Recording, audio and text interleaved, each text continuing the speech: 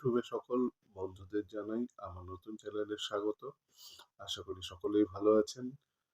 হ্যাঁ, একটা খবর নিয়ে আজকে এলাম। সেটা হচ্ছে যে খবরটি কিছুদিন ধরে খুবই চাঞ্চল্য সৃষ্টি করেছে, সকলের মনে একটা দাগ কেটেছে এবং আশা করি সকলে এই বিষয়টা নিয়ে আমরা খুবই সন্দিহান চিন্তা করছি যে আগামী তে এদের কি হবে?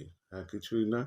সেটা হচ্ছে একটা সবথেকে বড় ব্যাপার। সেটা হলো ২৬,০০০ চাকরি বাতিল। হ্যাঁ, পশ্চিমবঙ্গের সকল যে শিক্ষক, শিক্ষাকর্মী তাদের কলকাতা হাইকোর্টের যে নির্দেশ ছিল, সেই নির্দেশ অনুসারে তাদের চাকরি বাতিল হয়েছে।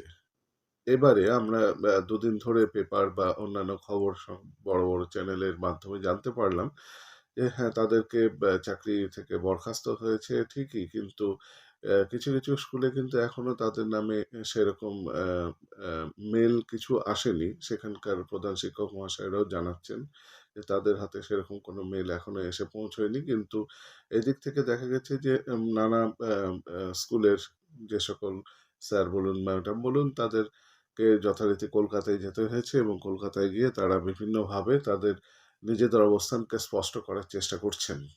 এবারে আমার হাতে একটা খবর এসছে যে খবরটা শেয়ার না করলেই পারছি না। সেটা হচ্ছে যে ২৫,৭৫৩ স্কুল শিক্ষকের চাকরি বাতিল করেছে। আমরা সকলেই জানি কলকাতা হাইকোর্টের নির্দেশ অনুসারে। মূলত এই নির্দেশকে চ্যালেঞ্জ করেছে সুপ্রিম কোর্টে গিয়েছেন আমাদের রাজ্য সরকার।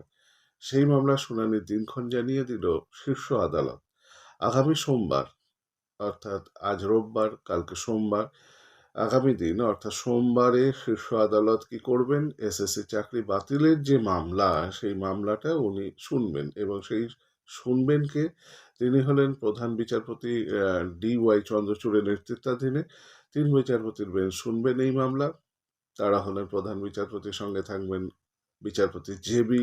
পারদিওয়ালা এবং বিচারপতি মনোজ মিশ্র। আমরা সকলেই আশাবাদী যে সকল ভাই বোনদের এই অবস্থা তারা যেন এই সময় বিপদ থেকে উঠে আসেন। আমরা তাদের সফল কামনা করি।